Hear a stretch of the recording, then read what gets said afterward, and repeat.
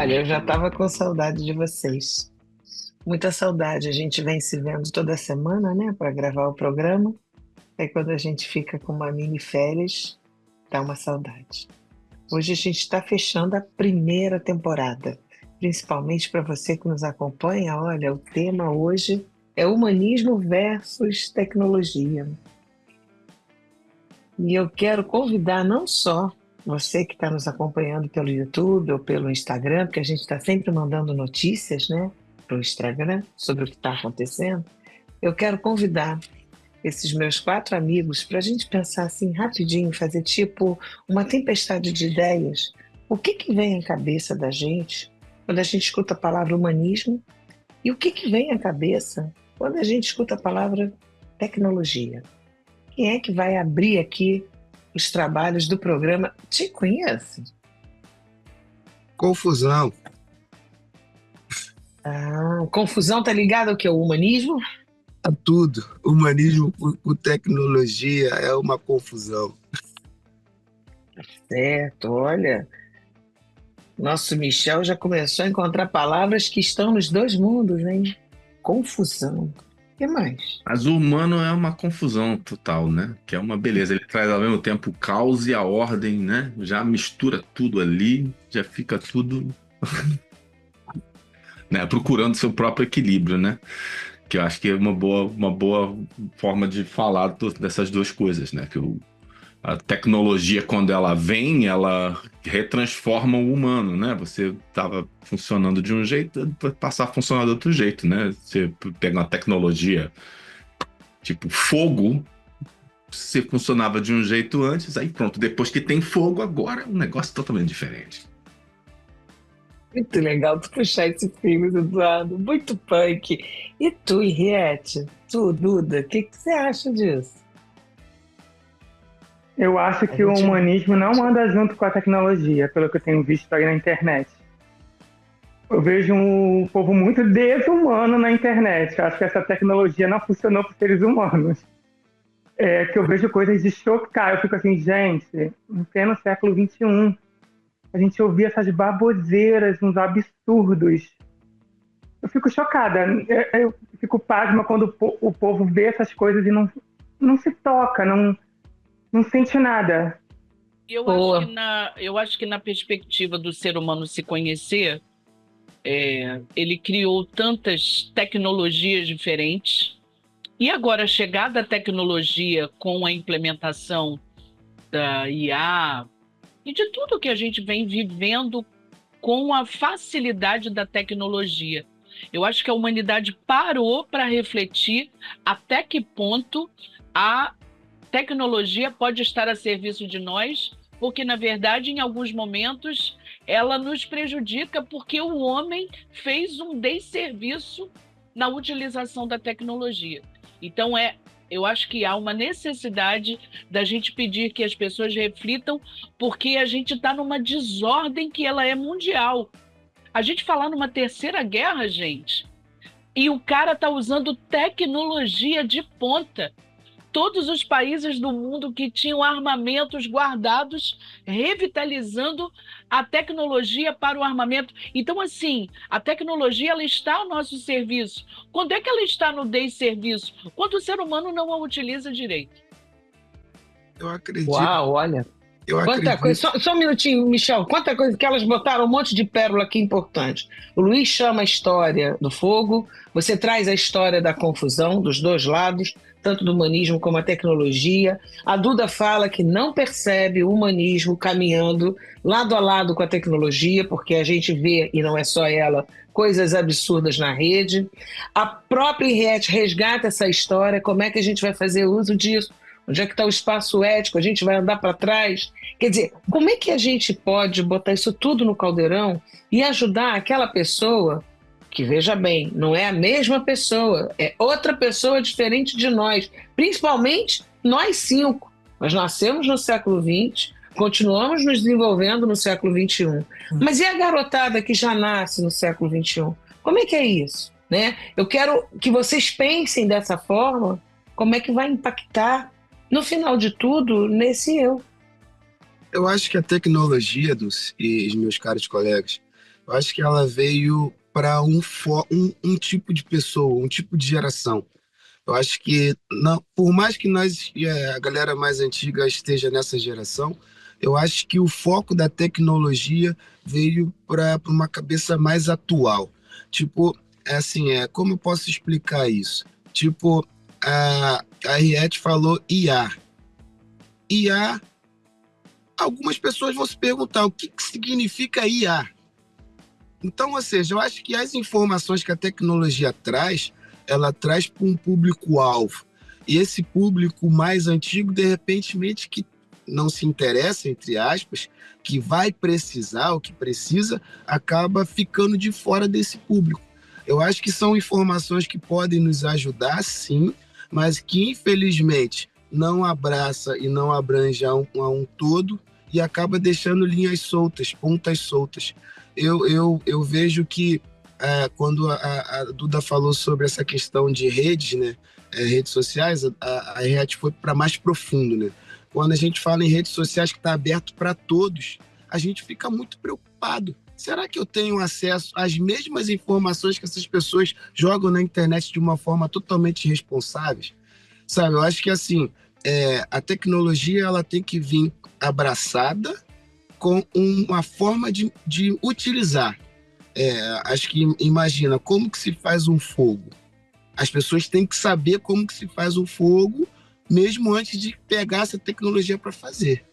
Acho que assim são muitas informações para um público que ainda está lá atrás, caminhando a pé, e outros que já estão pedindo Uber, entendeu? E outros. Então, ou seja, é uma confusão, sabe? Que a gente fica meio que sem saber. E agora? Que nós vamos... E agora eu vou passar essa bola para o Luiz Eduardo, porque eu vejo ele como um cara que ele tem um pé muito profundo no humanismo e na tecnologia.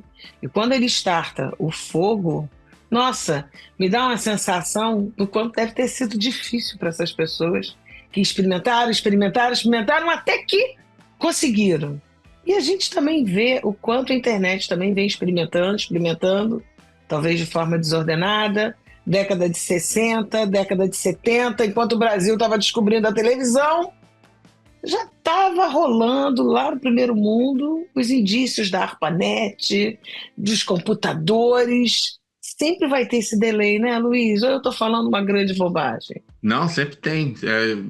Até estava falando com umas pessoas outro dia sobre o quanto a inteligência artificial, né, parece uma grande novidade, mas é um negócio que a gente está fazendo há 40 anos, né? E que agora ela ultrapassou um certo limiar de utilidade. Agora dá para fazer mais coisa com isso. Mas isso é trabalho de milhares de pequenos avanços que vão sendo feitos ao longo do tempo, desde, sei lá, o seu Spotify te sugerir uma música, aquilo ali é uma inteligência artificial já bebezinha, né?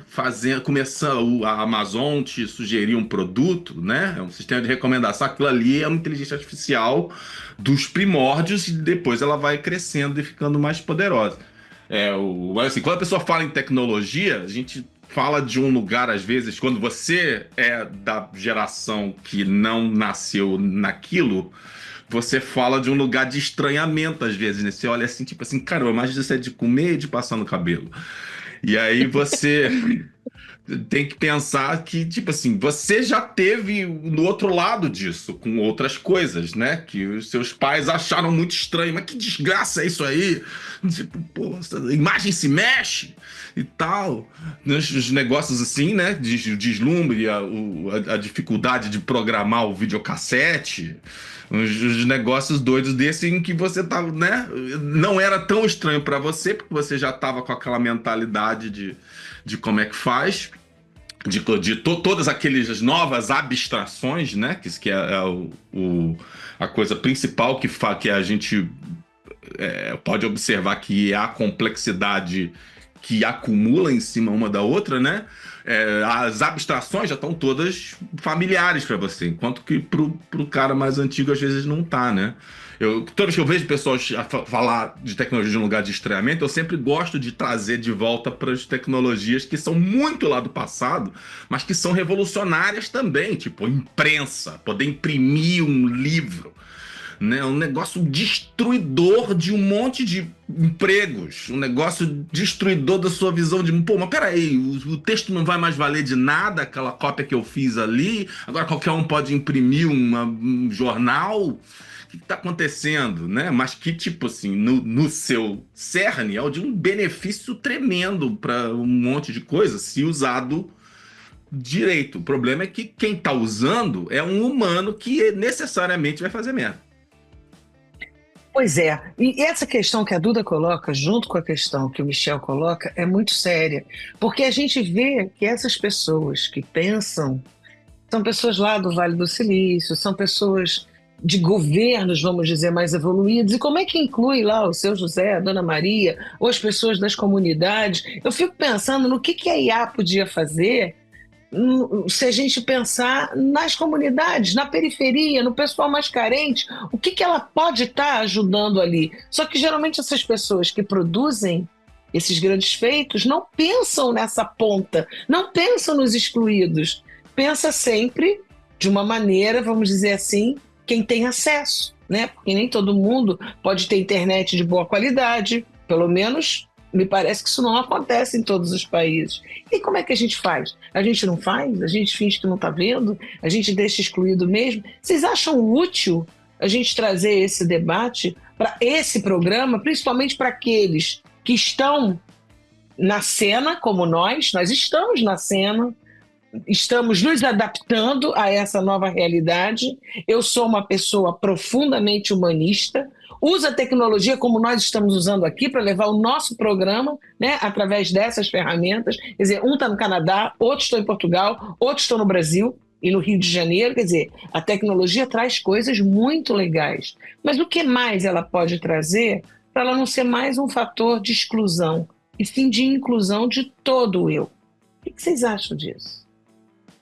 Eu não querendo ser chato mais nisso, mas eu prefiro acreditar que uma visão Paulo Freire, tipo, nessa questão de necessidade de cada um, acho que poderia funcionar.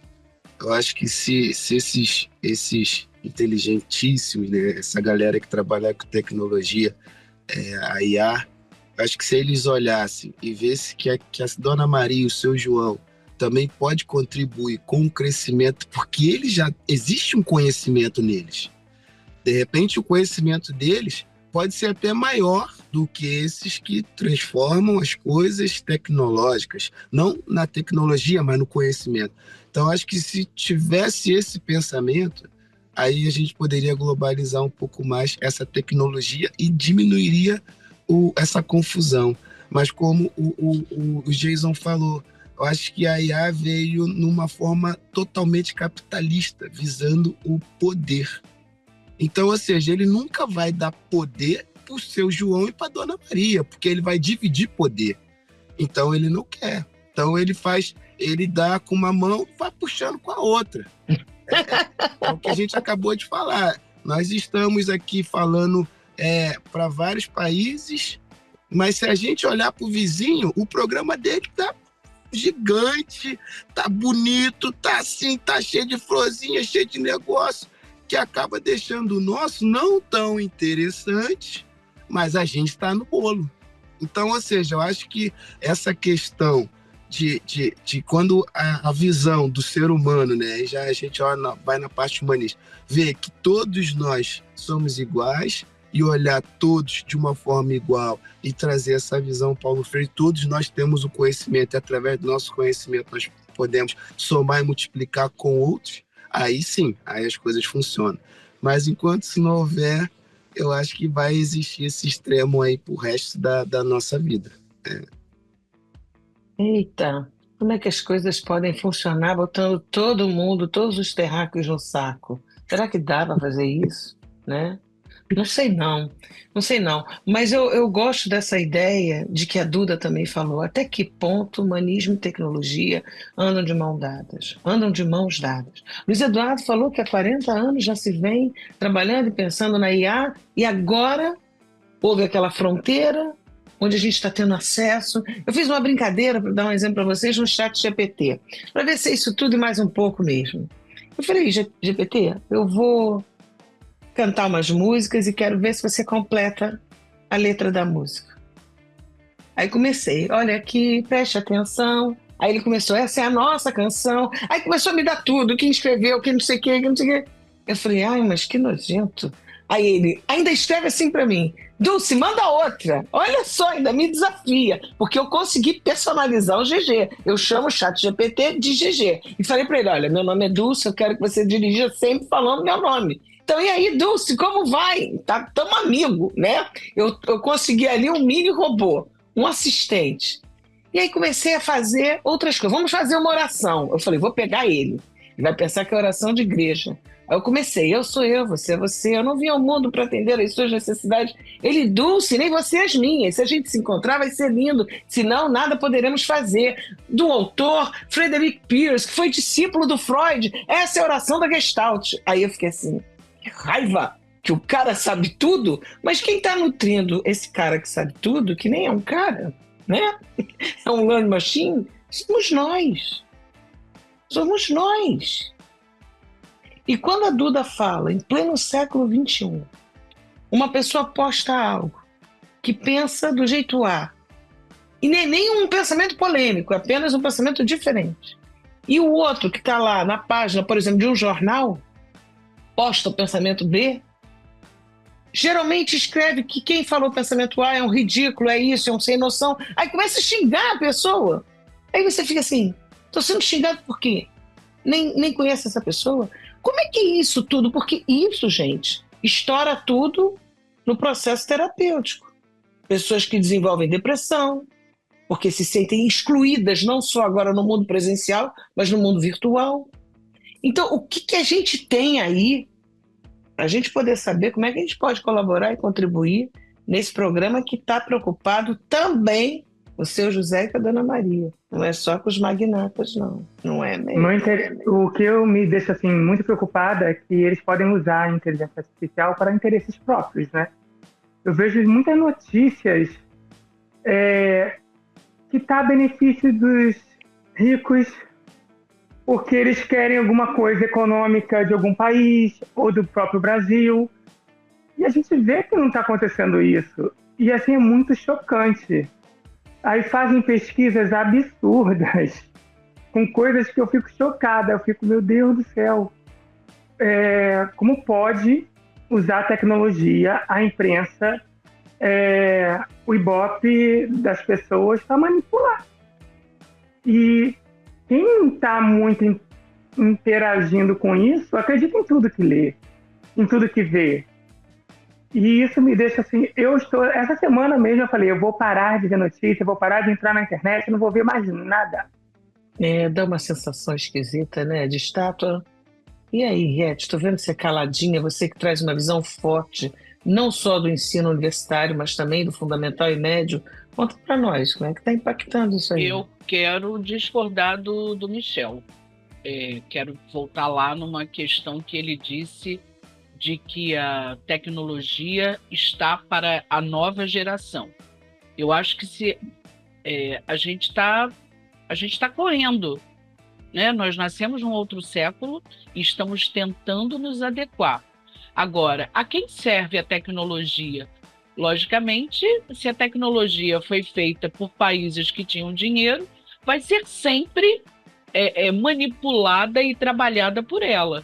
O que a gente, quando tem acesso, e aí, Michel, eu concordo com você, quando eu, discípula freiriana, coloco para os meus alunos a necessidade do bom uso do celular, do bom uso da tecnologia quando acessada no computador, de que a gente seja ético na hora de transmitir a nossa opinião dentro da rede social, não veicular fake news. Então, a forma como a gente disciplina as pessoas, inclusive seu João e Dona Maria, vão fazer com que a tecnologia possa... Red, mas quem tem dinheiro não está preocupado.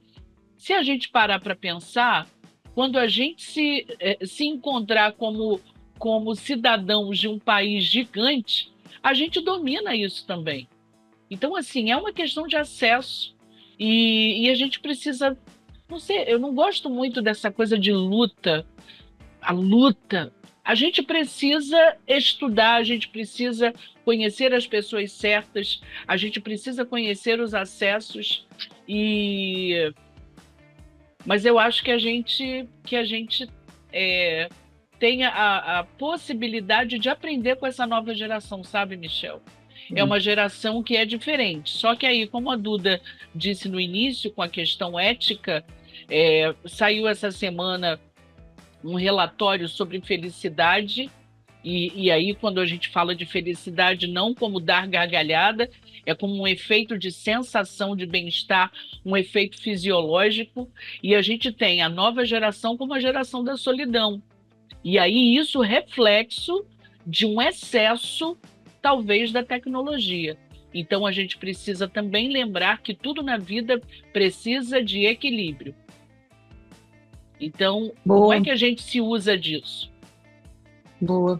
Eu queria convidar vocês a refletir comigo, imaginar mesmo, eu até perguntei isso para o GG também, o que vocês pensam que o mundo vai ser daqui a 50 anos, ou seja, em 2075? Eu acho que eu não vou estar mais aqui. Com certeza, todos nós não estaremos. Mas eu acredito que o ser humano vai precisar de um esforço muito grande para manter esse planeta vivo, sabe, gente?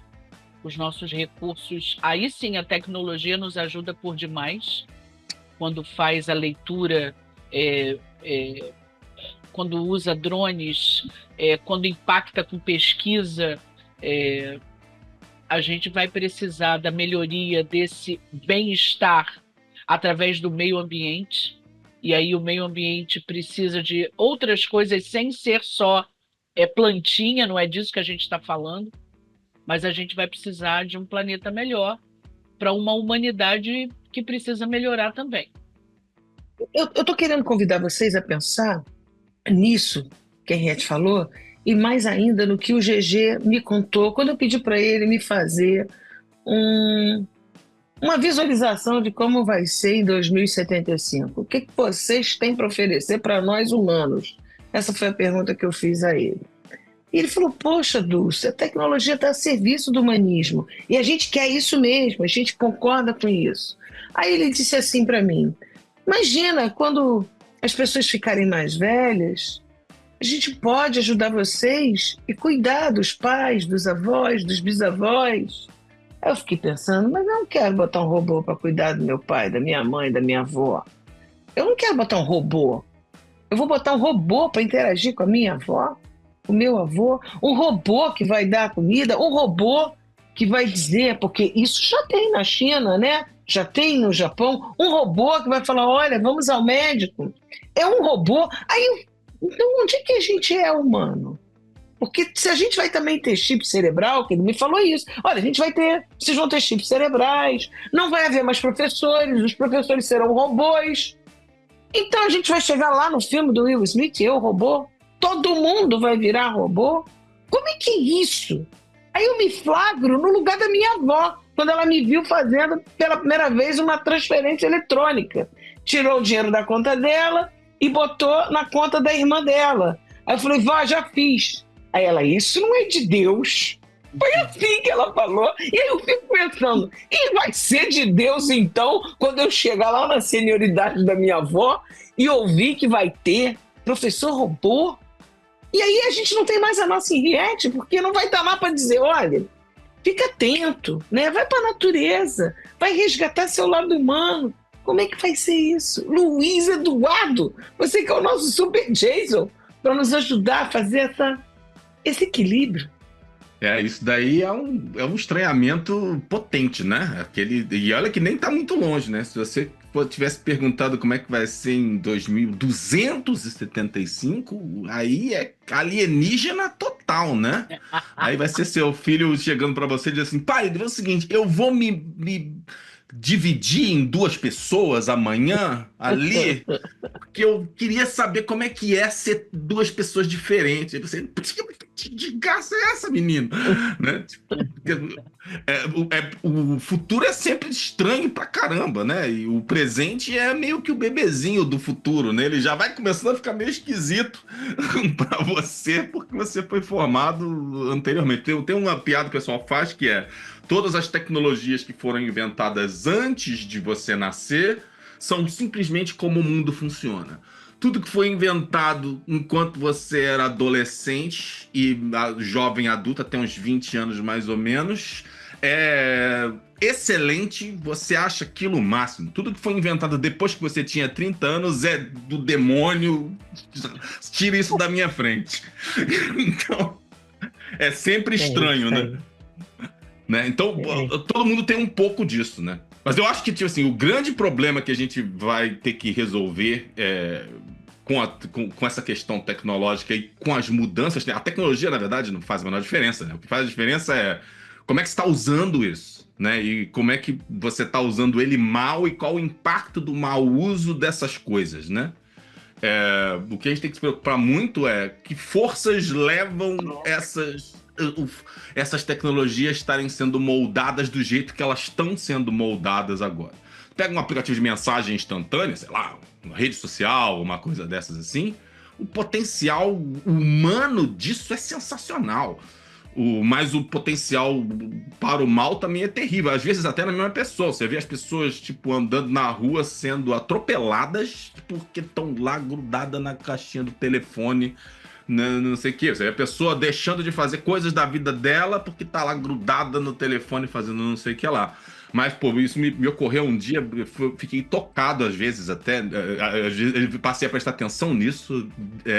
Uma vez eu entrei no restaurante, sentei lá, uma das maiores, não, acho que a maior tristeza que eu tenho na minha vida é o pouco tempo que eu tenho com a minha filha, né? De todos os meus filhos, é a pessoa que eu tenho menos contato direto e é a que eu gostaria de ter mais contato, né? Então é um grande sofrimento. Então, às vezes eu vou para um lugar, mando uma mensagem para ela, ela responde, me dá uma sensação tão maravilhosa de poder, tipo, mesmo estar longe, poder ter uma conversa ou fazer uma ligação de vídeo com ela, que é um negócio, tipo, seria impensável para os meus pais, né? Assim, eles estariam, se fossem os meus pais e eu morando longe, lá nos anos 80, eles estariam ferrados. Ia ter que esperar o horário da semana do telefonema, né? Mas, tipo assim, é um negócio que... Aí eu vejo, às vezes, as pessoas sentadas no restaurante sozinho, na mesa, que seria uma cena...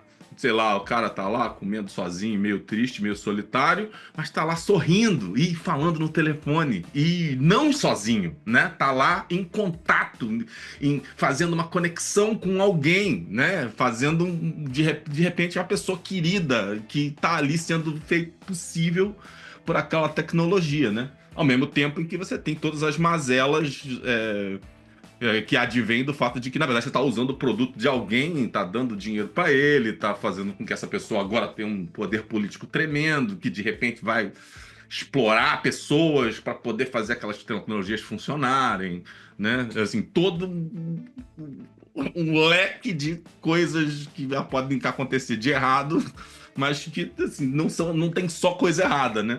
Tem uns benefícios também. Tem coisa boa, sim, tem coisa boa, mas eu vejo que a coisa ainda passa muito pelo humanismo, né? Até onde a gente pode deixar a inteligência artificial ir, se a gente não olhar pela questão ética, se a gente não olhar pela questão relacional, porque muitas vezes a pessoa quer ficar sozinha para estar com ela, né? Para estar pensando seus pensamentos. Eu adoro fazer isso quando eu vou escrever um projeto novo, alguma coisa assim, e alguém fala, vamos almoçar contigo? A primeira coisa que eu penso, não vai não, preciso ficar comigo, sabe? E isso é importante também. É claro que isso que você falou não tem preço, principalmente para gente que mora longe, né? Da gente estar interagindo com alguém que está do outro lado do oceano, seja Atlântico ou Pacífico, e ver o rostinho. Eu me lembro quando eu era criança, eu escrevia carta para aquele pessoal que morava na Inglaterra, não sei o quê. Freud mesmo, se fosse vivo, Nossa Senhora, ele ia estar amando a inteligência artificial, o WhatsApp, todas essas coisas, porque a ideia é tocar para melhor e para o bem e o bom o maior número de pessoas possíveis. Mas como o bem e o mal também está dentro do humano, isso vai, de alguma forma, reverberar na tecnologia. Olha, eu tô achando o Michel muito caladão. Não. Tipo assim, quase. Tô fechado para balanço com a tecnologia. E a Duda tá ali pensando, não sei se é o preconceito, que essa inteligência artificial também ajuda, né, a colocar mais pimenta malagueta. A gente ainda tem 5 minutos para fazer esse 12º episódio. E depois a gente vai para os bastidores e a gente abre o bocão da gente. Eu fiquei pensando muita coisa mesmo, assim, ao longo da minha vida, a tecnologia foi me acompanhando. Eu sou da época que o bilhete era emitido à mão. O bilhete era emitido à mão e você emitia 100 bilhetes por dia. E hoje em dia, a tecnologia veio para ajudar o meu mercado de trabalho, mas também vem para destruir, para concorrer, para acabar com a agente de viagem. O agente de viagem não existe mais. Só existe agora a assistente, Suzy, assistente, Stella, assistente. Isso é horrível. Eu acho que eu sou canceriana, eu sou antiga. Eu penso assim, cara, era tão bom quando eu tinha um relacionamento com esse cliente. Agora é um meia, um zap, cadê o oi, tudo bem, como você tá? Mas, ô Duda, deixa eu dizer uma coisa, as empresas que hoje têm os assistentes virtuais têm sua qualidade e tudo mais, sua entrega. Mas eu acho que daqui para frente, as empresas, né, você viveu isso e está falando um pouco da sua expertise, tem pessoas que vão querer exatamente esse trato humano e não vão querer o outro produto e vão querer o seu. Então, eu acho que a gente também, para o futuro, a gente vai encontrar nichos de trabalho onde essa humanidade seja fortalecida. Agora, eu sou uma figura que eu gosto muito de aprender com a tecnologia. Eu, de repente, não tenha nem tanto acesso, mas sempre me coloco à disposição de aprender com a tecnologia e no que ela pode trazer de benefício para mim. Então, imagina, na pandemia, um professor nunca tinha dado uma aula online. Sabe, você ter aluno com tela de celular quebrada e o único celular que tinha na casa era o da mãe. Então, a gente teve que aprender, foi na marra. Então, assim, eu fico um pouco preocupada de como é que a gente encara a tecnologia. A gente deu uma hipervalorização, mas de como é que a gente trabalha isso no humano, né? Mas eu acredito que para serviço, você com certeza tem nicho de trabalho com aquele cara que quer ser atendido pela Duda e pela entrega que você faz, que eu sei que é absurda. Legal. Caiu. O Michel caiu e voltou. Caiu de Machucou, pé. né? O meu aparelho esquentou demais. Estava nervoso. É a tecnologia. Ou a falta dela. Mas eu só queria falar assim, só um minutinho. Eu penso que, só para assim, falar aquilo que eu acho que eu falei, não soube expressar, é o seguinte: eu acho que a tecnologia está para todos, mas no meu ponto de vista existe um público-alvo. Eu acho que assim, eu peguei o finalzinho aí, eu também passei por isso, né? Tipo, também na altura da Covid, eu não sabia mexer nas tecnologias e passei um perrengue danado para poder fazer as coisas acontecerem. Mas eu percebi que as crianças e os adolescentes me davam aula disso, sabe? E eu ficava pensando, caramba, cara. Então, ou seja, claro que a tecnologia está para todos, mas infelizmente existe um público. É como o Jason falou. Pô, tem gente que quem é atropelada vendo o telefone é uma geração mais jovem. Então, ou seja, não é... claro, nós temos que, como Paulo Freire diz, né, os nossos conhecimentos humanísticos têm que lutar para que não vire excesso a tecnologia na cabeça dessa geração. Mas essa geração está anos-luz na nossa frente em relação à tecnologia. E quem idealizou isso já sabia. Para você ter uma ideia, se você olhar Instagram que só tem bobeira e bobagem, tá batendo 1 milhão, 2 milhões, 3 milhões e por aí vai. E quem está de frente desses Instagrams são a galera que é mais jovem. O nosso Instagram, que é maravilhoso, tem fotos e histórias maravilhosas. Estamos aí tentando convencer essa juventude que é interessante assistir a gente. Então, ou seja, eu acho que a tecnologia abraçou todos, sim. Mas existe um público, existe uma galera que eles sabem que eles vão arrancar, vão estar ali presos. Eu acho que essa é a nossa luta. E assim, eu como educador também, claro que eu luto para que isso não se torne maior do que o humano. Mas eu não sou inocente em falar que a tecnologia veio para mim, porque eu tenho conhecimento, entendeu? Está indo na cabeça de quem não tem força para lutar contra isso. Se eu quiser agora desligar meu telefone e ficar um dia sem ficar com meu telefone, eu consigo. Agora, uma criança, um jovem, um adolescente, eu não sei se consegue. Então, é mais ou menos essa questão. Aí tem a ver com essa autorregulação. Olha, a gente está terminando o 12º episódio, final da primeira temporada. A gente já viu que esse assunto é pano para manga, não é para falar realmente em 30, 35 minutos, mas a gente vai falar mais um bocadinho já no making off. A gente já volta. Então, até já, pessoal!